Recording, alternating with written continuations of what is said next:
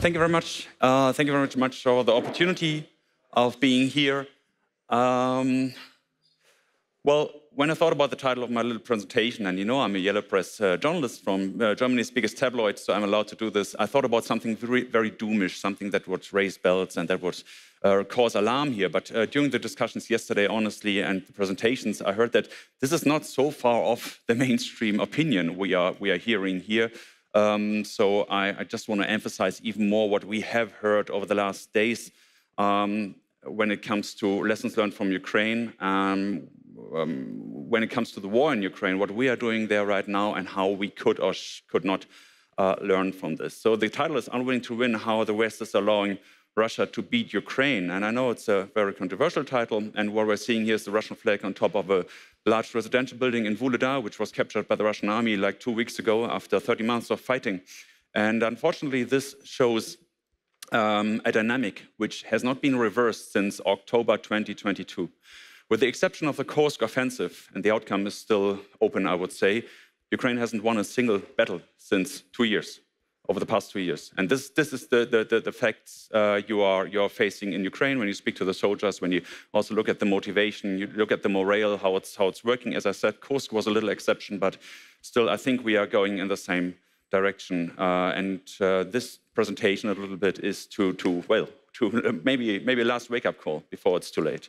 So let's put it very simple. As I said, yellow press is always simple. So I start with what we are saying, and I have 2 quotes here. The first one is from current new NATO Secretary General Mark Röpcke, and he said, "Supporting Ukraine is the right thing to do, and it's also an investment in our security, because an independent and democratic Ukraine is vital to peace and stability in Europe." So to summarize, if Ukraine doesn't stay independent and democratic, we will have no peace and stability in Europe.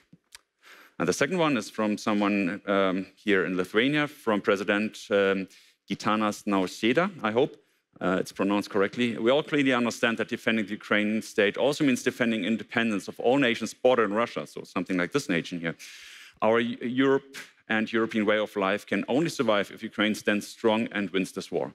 So to summarize, NATO leaders, heads of states, as well as NATO secretary generals and other officials have always been very clear about, if Ukraine loses this war, we will have to fight the next war against Russia on our soil, probably even here in Lithuania and in other countries bordering Russia. And I think this is quite clear. And I think these 2 statements, these are the premises of what I will be telling now. Because from what we hear from Western leaders, again, Western European nations leaders as well as North American leaders, is that Ukraine must win this war. And we are supporting Ukraine in winning the war. So that's what we say. Let's see what we are doing. Well, the home base is not bad. We're coming from a very, very good position. I hope you can see this. No, you cannot. In 2024, the defense budget of NATO countries is 10 times bigger than the defense budget of Russia. So that sounds quite good. And this does not, of course, take into account the superiority when it comes to technological advances, when it comes to the quality of the weapons, when it comes to the quality of the training of the soldiers and so on. I know NATO is not fighting, but NATO Secretary General, the former and the current, as well as NATO heads of states, have made clear that we, with our support, with our military support, will try to make Ukraine not lose this war or even win this war. And this is what we are giving. And there you see the gap. So this is 2024, and this is very, very optimistic figures here. I divided by 2.5 what was given in total to Ukraine, and this was then in 24, 40 billion euros in military budget. So this means suddenly we have a very different picture here. And then you could argue, yes, and don't get me wrong, I absolutely know that I am in a country which is much, much, much more supportive of Ukraine than where I'm coming from Germany. So you could argue that, yes, it's because of some countries, others are doing much better, and it's because of the big countries, and we cannot do much about it.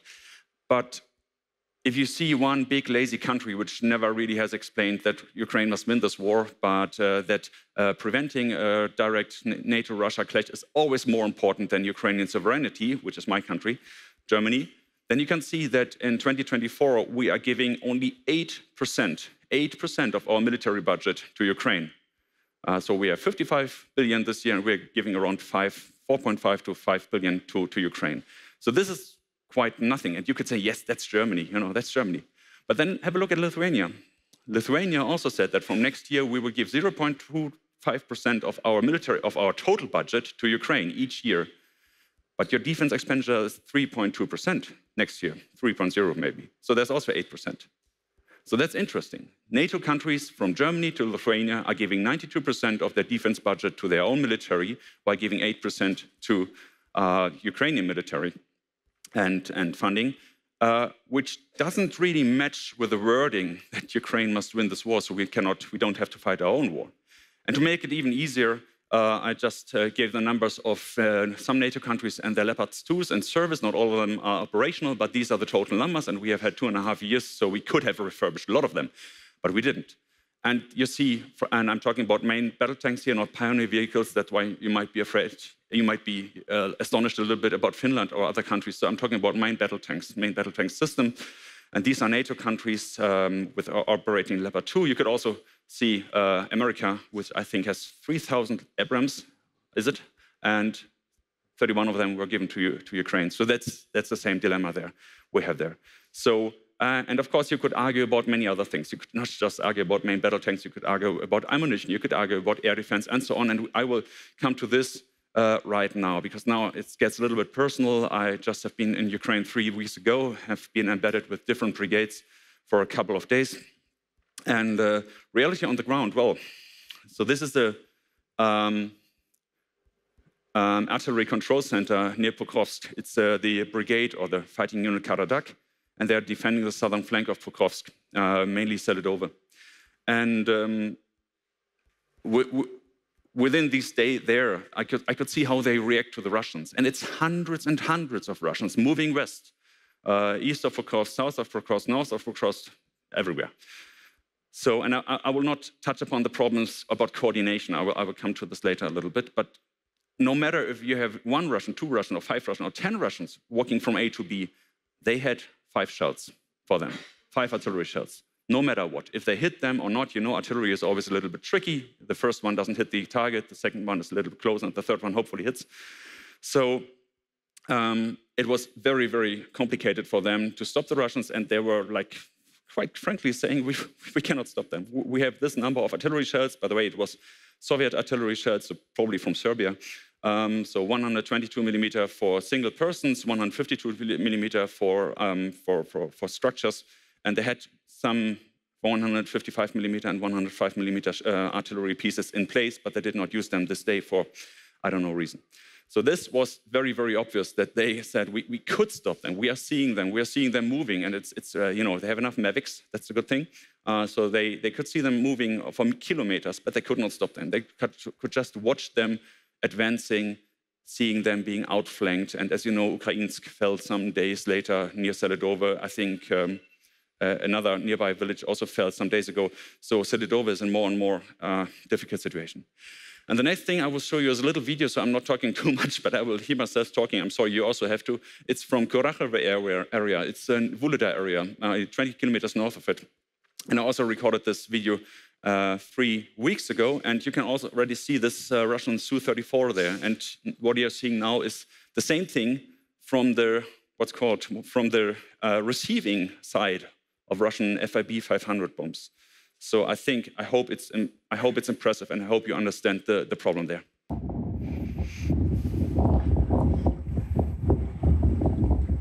So what we are seeing here is a Russian Su-34 with glide bombs approaching Vuleda and Kurachovo area, and now it released the bombs. You can see that it turns around after releasing the bombs, and now we have a couple of seconds or minutes until they hit somewhere. And it's really hard to say. Sometimes it's hitting just where we are, so we are like 8 kilometers from the front, but sometimes it's also hitting 40 kilometers behind us. And this really shows you how West let down Ukraine, because this really shouldn't happen. This is right inside Ukraine. This airplane there is 50 kilometers inside Ukrainian airspace, at least. And that's really crazy that this happens all the time. It happens like every hour once. Sometimes we even see two Sioux going the same way, just beside each other. And it happens really every hour, not in the night, but during the day. And this was it.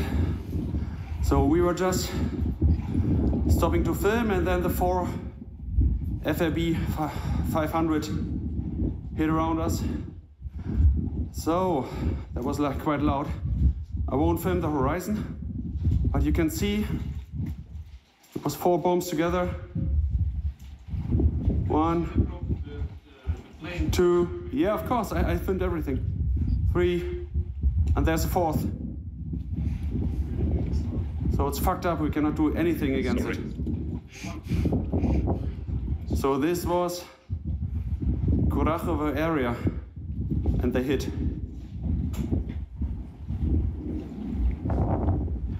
And just to show you once more, this is the Sukhoi 34, and this is the smoke from the hits. So you can even, there you go. So it was very, very close by. And there's more incoming. But I think that's artillery. Yeah, someone just said they woke up in a very bad mood, and it seems like this. So I will shorten this, cut this down a little bit here, because I see I probably only have another 3 minutes. What you didn't see in the videos was that some seconds later, 30 seconds later, there was another Su-34 just beside the one we just saw, going the same route, the same direction, dropping the same couple of bombs, and then hitting 3 kilometers away from us. And what are the consequences of this absolute air superiority of the Russian army, above 5 kilometers at least, above eastern Ukraine? And I said in the video later on, Ukrainian airspace is under Russian control in eastern Ukraine. We are not talking about Russia. It's a ghost discussion, a mock discussion we are having in the West, like, should we attack Russian planes in Russian airspace? Russian planes are in Ukrainian airspace. They're right above Ukraine. You could see this in Konstantinivka some days ago, when there was this S-70 drone being shot down by a Russian Sukhoi. This was 110 kilometers inside Ukrainian airspace. Otherwise, this S-30, S-70 couldn't have crashed west of Chasiv Yar. So what are the consequences? That we are not giving Ukraine enough weapons, enough ammunition, that we are letting them down. Well, it's destroyed infrastructure, of course. This is a garage, a machinery garage that was used by civilians, by NGO workers, and by the army. This is a bridge near Pokrovsk that was used by civilians, NGO workers, humanitarian workers, and the army. And this is a hotel in Pokrovsk, which was, to be honest, also used by the armies as well as by many others. So what is happening, and you can see this from the deep state map from the provider behind, is Russia is advancing. And I always think it's laughable if I hear someone saying, yes, but they are advancing so slow. It's going to take them 800 years and 2.5 billion soldiers to reach Kiev. They don't have to reach Kiev to win this war.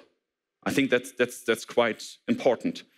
Do you think that if Donetsk Oblast is totally captured by the Russians, and they're coming from the south now again in Zaporizhia, and they will capture everything that Putin annexed in 22, do you really think that there will be a democratic, independent Ukraine if they only win these little areas? And they will need, in the current pace, less than 2 years to do this.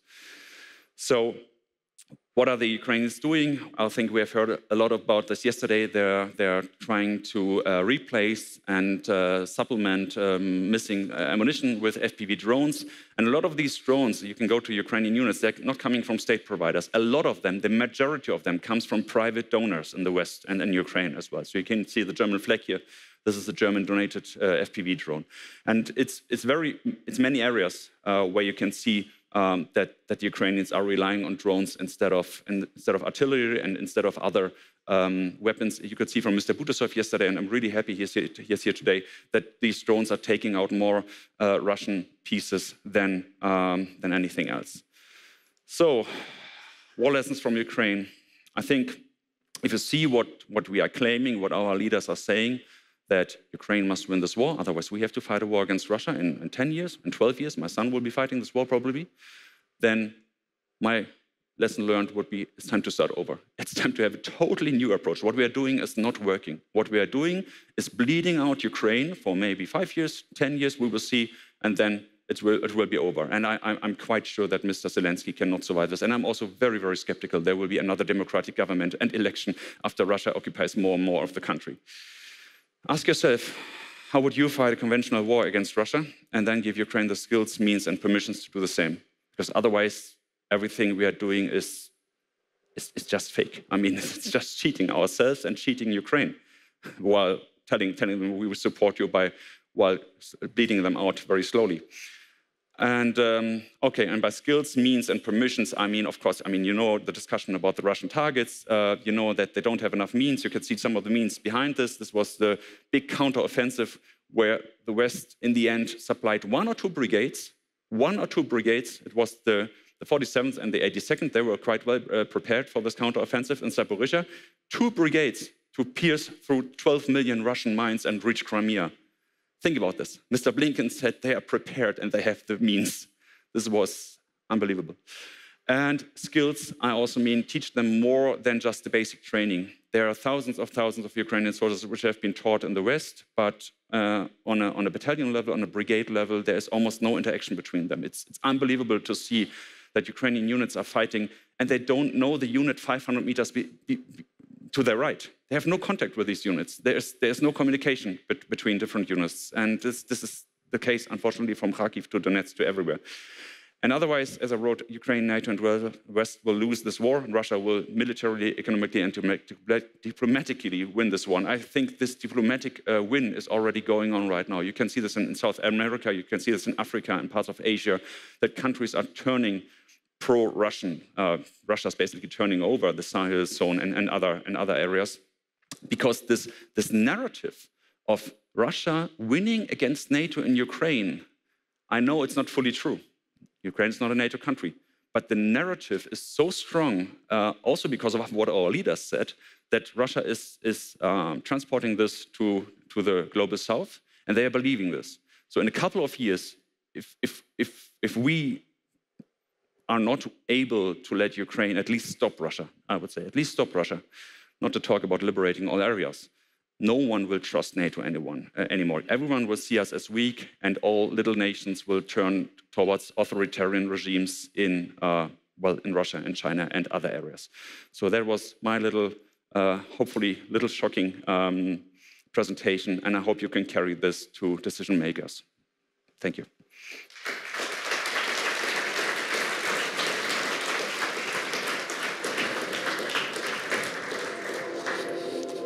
Thank you, and we have one question from the audience. Will the technology available to the allies will be enough to fight against Russian living mass when they don't count their own people? Yes, I think if you ask Ukrainians, they say, for 1.5 years, we thought if we kill enough Russians, it will stop them at some point. It's not stopping them. I know that the budgets for the contracts in Russia are going up, so you get more and more money if you join the war in Ukraine. But so far, I think it's very important to see that these young conscripts, and Russia has educated almost 500,000 of young people in military service from conscription since the war started. They are mostly not deployed to the front lines.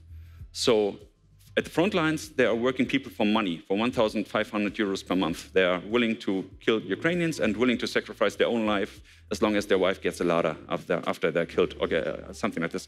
So the technology we have been provided to Ukraine so far has not been helpful in stopping the Russian army. I think that's quite clear. If there has been anything stopping the Russian army, it's the resolve of the Ukrainian soldiers, because they are really fighting to the end, and you cannot imagine being in the first, second, or third line of the infantry and being bombed and hammered the whole day. So this is a terrible situation there. And Ukrainian soldiers are telling me that our front line, it's not a real front line, it's bodies.